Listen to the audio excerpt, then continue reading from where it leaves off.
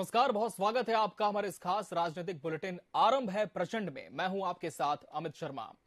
हमारे इस बुलेटिन का उद्देश्य आप तक हर तरह से देश प्रदेश की तमाम राजनीतिक खबरों को पहुंचाने का है, ताकि किसी भी तरह की राजनीतिक गतिविधियों से आप अछूते न रह जाएं। आज छत्तीसगढ़ की राजनीति में एक बहुत ही अहम पड़ाव देखने को मिला है। लगातार छत्तीसगढ़ में कांग्रेस की सूची को लेकर के चर्चा थी कि कांग्रेस की अगली लिस्ट कब आएगी। नवरात्रि के पहले दिन जब टीवी 24 ने आपको कांग्रेस की सूची दिखाई थी, इसके बाद से ही चर्चाओं का बाजार गर्म था और आज छत्तीसगढ़ कांग्रेस ने प्रत्याशियों की दूसरी सूची जारी कर दी है। इस सूची में 53 प्रत्याशियों के नाम हैं। अब केवल 7 प्रत्याशियों के नाम का ऐलान होना बाकी है। इसके पहले कांग्रेस ने पहली सूची में 30 प्रत्याशियों की लिस्ट जारी की थी, जैसा हमने आपको पहले बताया। इसमें 8 विधायकों की टिकट कटी थी। वहीं आज जो दूसरी सूची आई है, इसमें 10 विधायकों का टिकट काटा गया है। बता दें कि कांग्रेस के 7 प्रत्याशियों का नाम आना बाकी है। जिन सीटों पर कांग्रेस ने अपने प्रत्याशियों का ऐलान नहीं किया है, उनमें धमतरी, कसडोल, बैकुंठपुर, सरायपाली, महासमुंद, रायपुर उत्तर और सिहावा है, जहां पर अभी तक प्रत्याशियों के नाम पर मुहर नहीं लगी है। तो कांग्रेस ने 53 प्रत्याशियों की दूसरी सूची जारी कर दी है और अब कुल संख्या अगर हम देखें तो 90 विधानसभाओं में से 83 पर कांग्रेस के कैंडिडेट्स फाइनल हो चुके हैं। और तस्वीर आपके सामने है छत्तीसगढ़ कांग्रेस की दूसरी सूची। रायपुर दक्षिण में रामसुंदर दास महंत का नाम शामिल है। रायपुर पश्चिम से विकास उपाध्याय को पार्टी ने दोबारा मौका दिया है, सिटिंग एमएलए हैं फिलहाल इसी सीट से। रायपुर ग्रामीण की बात करें तो वरिष्ठ विधायक सत्यनारायण शर्मा के बेटे पंकज शर्मा को कांग्रेस ने सीट पर उतारा है। धरसीवां से छाया वर्मा राज्यसभा सदस्य हैं। छाया वर्मा, उन्हें टिकट दी गई है धरसीवां से। धरसीवा के बाद बात करते हैं न्यायधानी बिलासपुर की, जहां पर वर्तमान विधायक शैलेश पांडे को कांग्रेस ने इस सूची में रिपीट किया है, दोबारा चुनाव लड़ेंगे। कोटा से अटल श्रीवास्तव का नाम शामिल है। वहीं कोटा के बाद मस्तूरी विधानसभा, जहां से दिलीप लहरिया को कांग्रेस ने अपना प्रत्याशी बनाया है। कांग्रेस के अगले कैंडिडेट की बात करें तो ये बसना से हैं। देवेंद्र बहादुर को बसना से कांग्रेस ने टिकट दिया है, भरोसा जताया है। अभनपुर से धनेन्द्र साहू को मौका मिला है और धनेन्द्र साहू वर्तमान में भी विधायक हैं और आपको बता दें कि एक बार फिर से इसी सीट से चुनाव लड़ेंगे। दुर्ग शहर से अरुण बोरा को कांग्रेस ने अपना प्रत्याशी बनाया है। पत्थल गांव से रामपुकार सिंह को कांग्रेस ने विधानसभा चुनाव लड़ने की टिकट दी है। आपको यह भी बता दें कि 10 विधायकों के टिकट काट दिए गए हैं। लुंड्रा विधानसभा की बात करें तो यहां से डॉक्टर प्रीतम राम कांग्रेस के प्रत्याशी होंगे। रामानुजगंज से अजय तिर्की कांग्रेस के प्रत्याशी बनकर चुनावी मैदान में उतरेंगे भाजपा के प्रत्याशी के खिलाफ। वहीं भटगांव से पारसनाथ राजवाड़े को टिकट दी गई है। भटगांव से पारसनाथ राजवाड़े होंगे। मनेन्द्रगढ़ से रमेश सिंह को मौका मिला है। कुछ नाम ऐसे हैं जो कि काफी चर्चा में थे, कुछ जगहों पर आकस्मिक नाम सामने आए हैं। भरतपुर से गुलाब कमरों को टिकट दी गई है, वर्तमान में विधायक भी हैं। और इनके अलावा राजिम की बात करें तो वरिष्ठ कांग्रेस नेता अमितेश शुक्ला को कांग्रेस ने मौका दिया है, वर्तमान में विधायक भी हैं। बिंद्रनवागढ़ से जनकलाल ध्रुव को कांग्रेस ने बतौर प्रत्याशी चुनावी मैदान में उतारा है। तो कांग्रेस की दूसरी सूची में ये वो तमाम नाम है जिन्हें आप देख पा रहे हैं।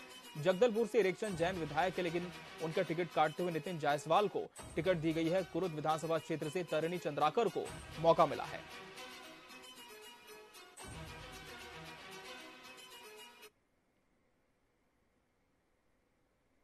तो छत्तीसगढ़ कांग्रेस की दूसरी सूची जारी हो गई, जिसकी जानकारी हमने आपको दी। रायगढ़ की सीट के लिए वर्तमान विधायक प्रकाश शक्रजीत नायक पर पार्टी ने फिर से विश्वास जताया है। प्रकाश शक्रजीत नायक से खास बातचीत की टीवी 24 की सहयोगी संपादक रेणु तिवारी ने।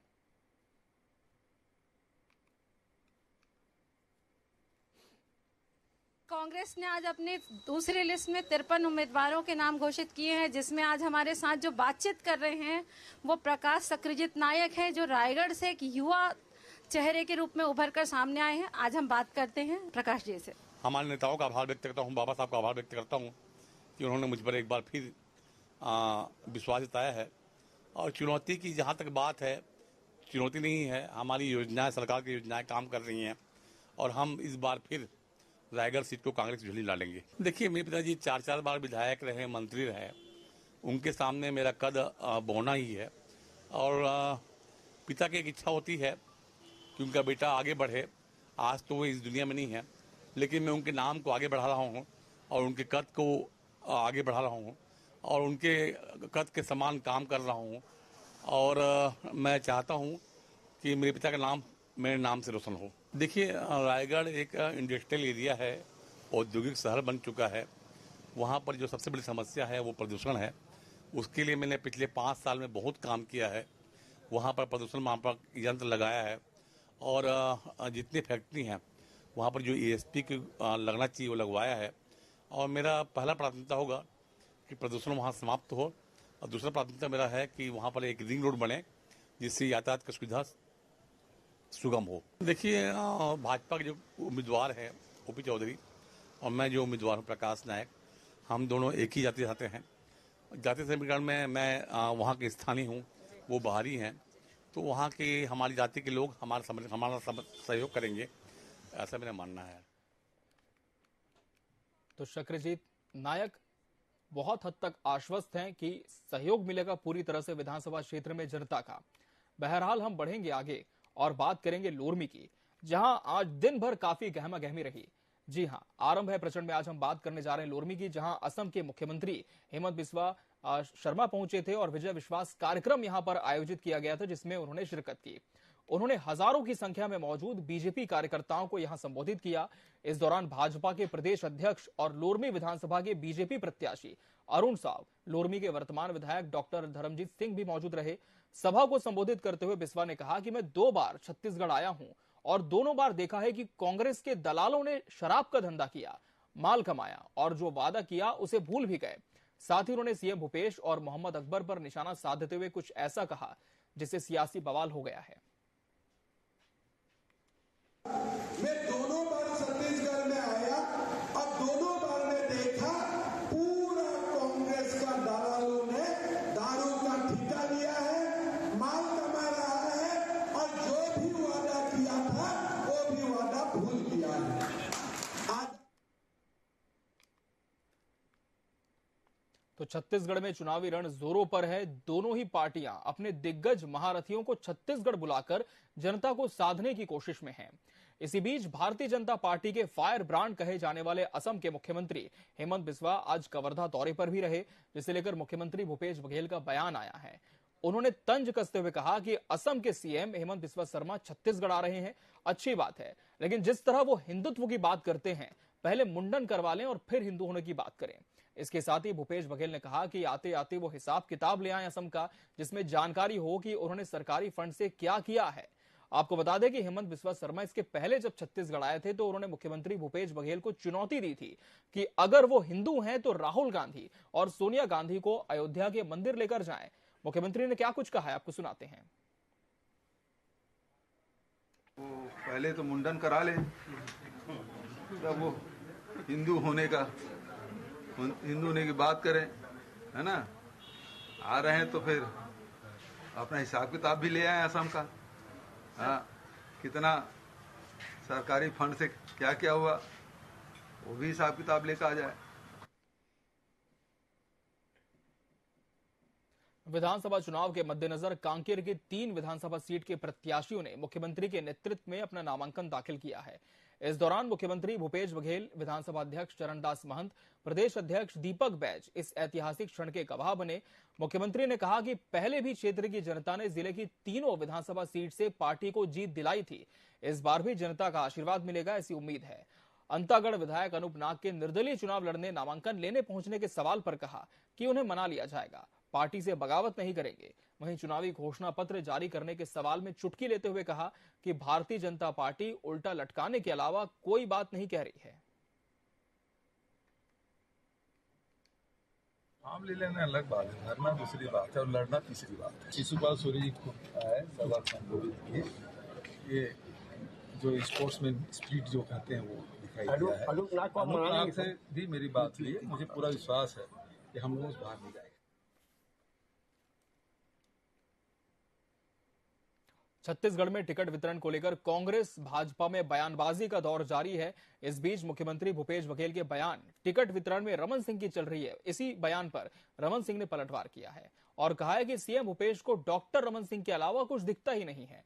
सुबह, दोपहर और शाम के सपने में भी डॉक्टर रमन सिंह ही दिखते हैं। उनको क्या फोबिया है, ये समझ से बाहर है। टिकट की घोषणा केंद्रीय चुनाव समिति करती है। अच्छे लोगों को टिकट मिली है, कहीं कोई परेशानी की बात नहीं है। मैं पहले ही कह रहा हूं कि यहाँ भारतीय जनता पार्टी नहीं लड़ रही है, यहाँ तो रमन सिंह लड़ रहे हैं और रमन सिंह की चली है, और रमन सिंह चलना मतलब पीछे में अमन सिंह है, और अमन सिंह किसके साथ है? मोदी के साथ है। मोदी बोलता अडानी के साथ है। तो अडानी के गिद्ध निगाह छत्तीसगढ़ के खदानों पर, और ये रमन सिंह जी तो लुटा रहे थे अडानी के सारे खदान, और पूरे कुंभ के साथ डूबेगा, अकेले थोड़ी डूबेगा। भूपेश को डॉक्टर रमन के सिवाय कोई चीज दिखता नहीं, सपने में भी। वो सवेरे दोपहर शाम जागते हुए भी सपना दिखता है। क्या उसको फोबिया है, मेरे समझ के बाहर है। अरे टिकट वितरण चुनाव की केंद्रीय समिति करती है, और हम सब में सिर्फ और सिर्फ सलाह देने की भूमिका। मुख्यमंत्री भूपेश बघेल आज राजनांदगांव और कांकेर के दौरे पर रहे। सीएम भूपेश रोड शो कर प्रत्याशियों का नामांकन दाखिल करवाने पहुंचे थे। दौरे पर जाने से पहले सीएम भूपेश बघेल ने केंद्रीय गृह मंत्री के खिलाफ शिकायत को लेकर बयान दिया है और कहा कि जब भी अमित शाह आते हैं अपने साथ ईडी लाते हैं। परसों फिर आ रहे हैं तो उनके स्वागत में फिर ईडी आ रही है। साथ ही उन्होंने परिवारवाद के मामले में भाजपा पर जमकर हमला बोला है। मामा भांजा भांजी, मैं पहले ही कह रहा हूँ कि भारतीय जनता पार्टी नहीं लड़ रही है, यहाँ तो रमन सिंह लड़ रहा है, और रमन सिंह की चली है। रमन सिंह चलना मतलब पीछे अमन सिंह है, और अमन सिंह किसके साथ है? अडानी के साथ।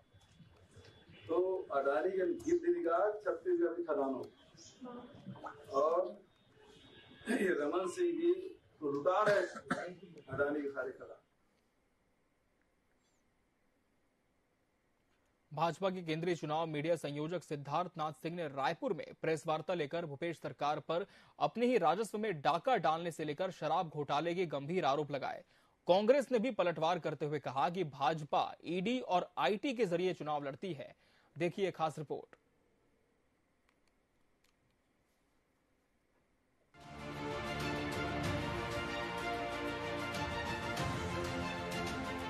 छत्तीसगढ़ सरकार के खिलाफ मोर्चा खोलते हुए प्रयागराज से भाजपा विधायक सिद्धार्थ नाथ सिंह ने कहा कि छत्तीसगढ़ सरकार देश की पहली सरकार है जिसने अपने ही राजस्व में डाका डाला। उच्च न्यायालय ने जो फैसला दिया उससे ये बात स्पष्ट होती है। सिद्धार्थ नाथ सिंह ने ये भी आरोप लगाया कि शराब घोटाले के पीछे एक सिंडिकेट का हाथ है। छत्तीसगढ़ की सरकार देश की पहली सरकार होगी, या इतिहास की यह पहली सरकार होगी जो अपने राजस्व पर ही डाका डालती है। छत्तीसगढ़ की सरकार एकमात्र देश की पहली सरकार है जो अपने राजस्व पे ही डाका डालती है। और हाल में ही 6 अक्टूबर 2023 को छत्तीसगढ़ उच्च न्यायालय हाई कोर्ट ने जो जजमेंट पास किया है उससे एक बात साफ हो जाती है कि इस सरकार को शराब की लत लग गई है। भाजपा के आरोपों पर पलटवार करने में कांग्रेस ने देर नहीं की। कांग्रेस संचार प्रमुख सुशील आनंद शुक्ला ने आरोपों पर कहा कि भाजपा अदालत के नाम का दुरुपयोग कर रही है। छत्तीसगढ़ में जिस शराब घोटाले का जिक्र भाजपा कर रही है वो उसके और बीजेपी की लिखी गई पटकथा है। देखिए, हाईकोर्ट ने कोई निर्णय नहीं दिया है। अदालत के नाम का दुरुपयोग मत करें भारतीय जनता पार्टी के नेता। भारतीय जनता पार्टी और ईडी के द्वारा लिखी गई ये झूठी पटकथा है। छत्तीसगढ़ में कोई शराब घोटाला नहीं हुआ है। भारतीय जनता पार्टी के राज में छत्तीसगढ़ में शराब घोटाला हुआ था जिसमें रमन सिंह एंड कंपनी ने 4700 करोड़ रुपए का गबन किया था। चुनाव की तारीखें घोषित होने के साथ ही भाजपा ने राज्य सरकार के खिलाफ आक्रामक रुख अख्तियार कर लिया है। वहीं कांग्रेस भी भाजपा के हमलों पर करारा जवाब देने से नहीं चूक रही है। अब देखना ये दिलचस्प होगा कि जनता जनार्दन किस पर अपना भरोसा व्यक्त करती है। टीवी 24 के लिए रायपुर से अमित शर्मा की रिपोर्ट। छत्तीसगढ़ के चुनावी रण में बीजेपी और कांग्रेस के बड़े दिग्गज उतर चुके हैं, लेकिन उम्मीदवारों के नाम को लेकर आज भी कार्यकर्ताओं में गुस्सा दिखाई दे रहा है, जिनको मनाने के लिए बड़े नेताओं को आना पड़ रहा है। धमतरी में भाजपा संगठन में गुटबाजी और कुछ नेताओं में प्रत्याशी को लेकर नाराजगी देखने को मिल रही है, जिसके चलते धमतरी विधानसभा के भाजपा विधायक प्रत्याशी के चुनाव प्रचार में संगठन के कोई बड़े नेता नजर नहीं आ रहे हैं।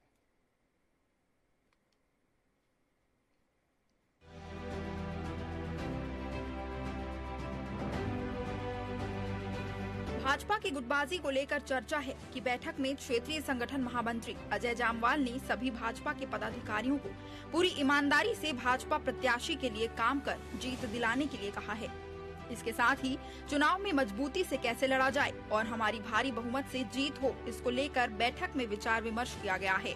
वहीं रायपुर संभाग भाजपा संगठन प्रभारी दिलीप जायसवाल ने कहा है कि भाजपा संगठन के नेताओं में कोई नाराजगी नहीं है। सभी नेता भाजपा प्रत्याशी को जिताने के लिए काम कर रहे हैं। भारतीय जनता पार्टी के कार्यकर्ता जो हैं वो विचारधारा से जुड़े हुए हैं और ये पूरे दुनिया में सबसे बड़ा राजनीतिक दल है।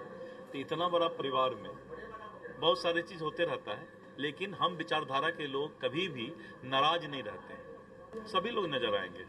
अब धीरे धीरे आप जिसको जिसको ढूंढेंगे वो सबसे सामने आपको नजर आएंगे। नहीं बनी क्या बना, जिसको आप ढूंढेंगे वो सामने नजर आएंगे।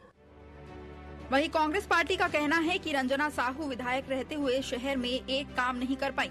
महापौर धमतरी का कहना है कि अपने आप को सक्रिय बताने के लिए दूसरों पर आरोप का काम भारतीय जनता पार्टी की विधायक ने किया है, जिसका एहसास उनके संगठन को भी हो गया है। देखा जाए तो उन्होंने 5 साल में ऐसा कुछ नहीं किया है जिसके चलते उनको जन समर्थन मिले। संगठन के लोगों को भी एहसास हो गया है कि हमारी विधायक कुछ नहीं की, इसीलिए शायद वो उनका साथ नहीं दे रहे हैं। और हम लोग तो लगातार देखे हैं कि अपनी नाकामी को छुपाने के लिए वो विभिन्न प्रकार के हथकंडे अपनाई हैं। उनके पास कहने के लिए कुछ भी नहीं है कि उन्होंने 5 साल क्या किया है।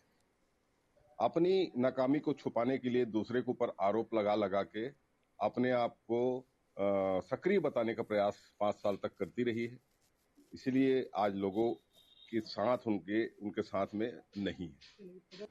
इन सब के बीच अगर गौर करें तो टिकट को लेकर कार्यकर्ताओं में नाराजगी होना स्वाभाविक है, लेकिन भारतीय जनता पार्टी की एक खासियत भी है जो अपने रूठे लोगों को मनाने का दम रखती है। फिलहाल इस पर विपक्ष निशाना साध रही है, लेकिन संगठन की मजबूती को हिलाना संभव नहीं है। टीवी 24 से रेणु नंदी की खास रिपोर्ट। छत्तीसगढ़ में एक बार फिर परिवारवाद की राजनीतिक हलचल तेज हो चुकी है। भाजपा ने जैसे ही पंडरिया से अपने प्रत्याशी का ऐलान किया, लगातार इस पर आरोप प्रत्यारोप का दौर शुरू है। विपक्ष ने इसे डॉक्टर रमन सिंह के परिवार का तीसरा सदस्य बताते हुए तंज कसना शुरू कर दिया, जिसका जवाब भाजपा ने भी अपने अनूठे अंदाज में दिया।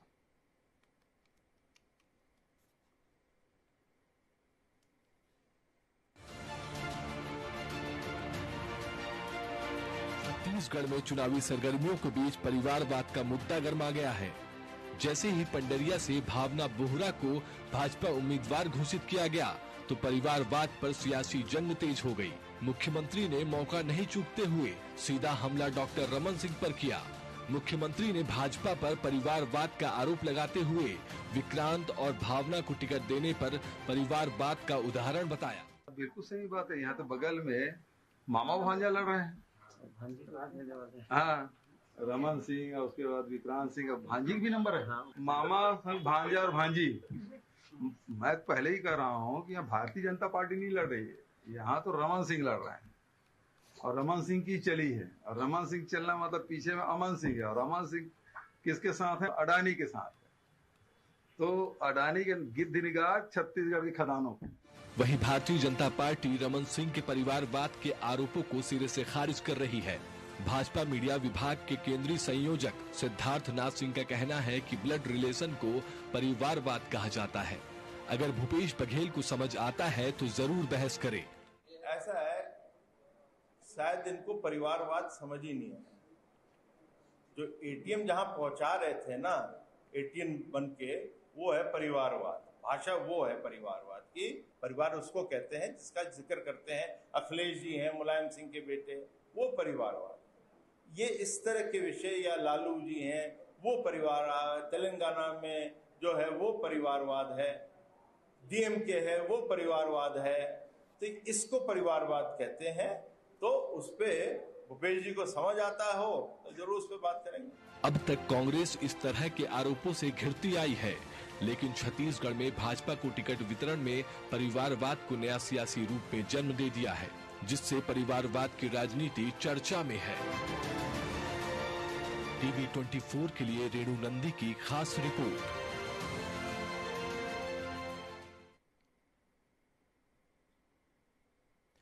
बढ़ते आगे, सुकमा कोंटा विधानसभा में कांग्रेस ने कवासी लखमा को 6वीं बार टिकट दिया है।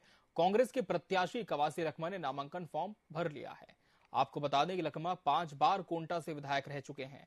पत्रकारों से चर्चा के दौरान लखमा ने बस्तर के बदलने की बात कहते हुए कहा कि आज जो गांव अंधेरे में थे, अब वहां बिजली आ गई है।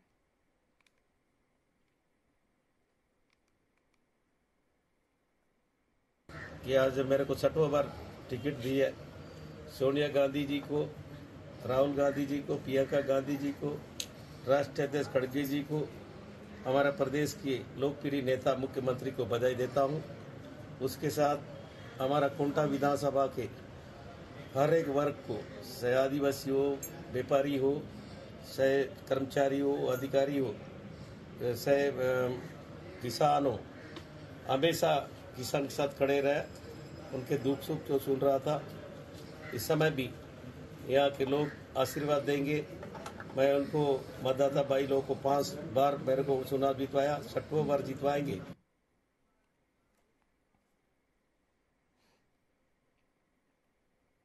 उत्तर प्रदेश के पूर्व कैबिनेट मंत्री और प्रयागराज से विधायक सिद्धार्थ सिंह राजधानी रायपुर पहुंचे थे।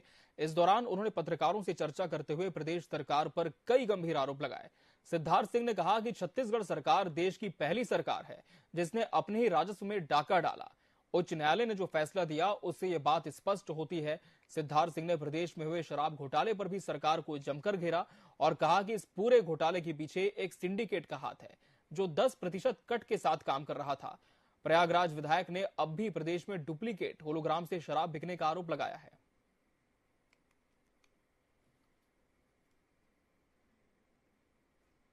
मैं इतना ही कहूंगा, खारिज कराए ना, फिर से बोल दें ये हाईकोर्ट के अंदर भी कि ये ऐसा है कि आपने गलत किया है। और फिर मैं आपसे कह रहा हूं, डिस्टिलरी लगे इसकी तो किसी ने बात नहीं करी, ना मैंने कहा अभी तक, ना हाईकोर्ट में बोला, ना ईडी ने बोला।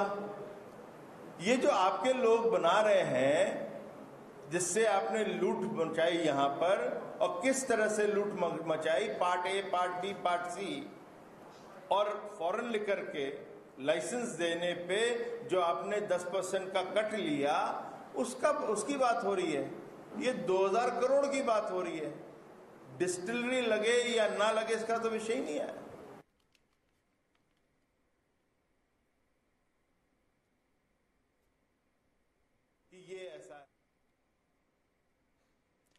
उत्तर प्रदेश के पूर्व कैबिनेट मंत्री और प्रयागराज से विधायक सिद्धार्थ सिंह की सरकार पर लगाए गए आरोपों पर कांग्रेस संचार प्रमुख सुशील आनंद शुक्ला ने पलटवार किया।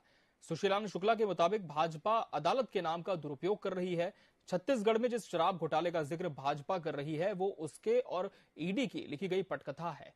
प्रदेश में सिर्फ रमन सरकार के कार्यकाल में घोटाला हुआ है। सुशील आनंद शुक्ला ने कहा कि प्रदेश में पनामा पेपर्स घोटाला, नान घोटाला जैसे तमाम घोटाले हुए जिनकी जांच ईडी को करनी चाहिए। देखिए, हाईकोर्ट ने कोई निर्णय नहीं दिया है। अदालत के नाम का दुरुपयोग मत करें भारतीय जनता पार्टी के नेता।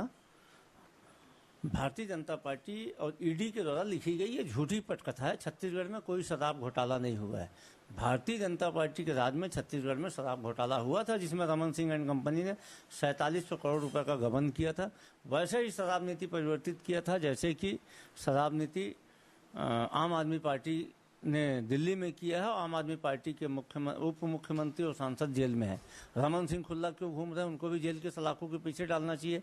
रमन के घोटाले को ईडी क्यों जांच नहीं कर रही है? चिट फंड घोटाले की ईडी क्यों जांच नहीं कर रही? नान घोटाले की ईडी क्यों जांच नहीं कर रही है? पनामा पेपर की ईडी जांच क्यों नहीं कर रही है? भारतीय जनता पार्टी, नरेंद्र मोदी, अमित शाह और भारतीय जनता पार्टी के जो छुटभैया नेता उन सबको इसका जवाब देना चाहिए। तो अब चुनाव की उल्टी गिनती शुरू हो चुकी है। लगातार प्रत्याशियों की सूचियां भी आ रही हैं छत्तीसगढ़ में, जिसे लेकर सियासत भी तेज होती जा रही है। फिलहाल कुछ सीटों पर नाम आने अभी बाकी हैं, जल्दी नाम आएंगे और टीवी 24 पल पल की अपडेट्स आपको भी देता रहेगा। इसी के साथ हमारे इस खास कार्यक्रम में फिलहाल इतना ही। मुझे दीजिए इजाजत। नमस्कार।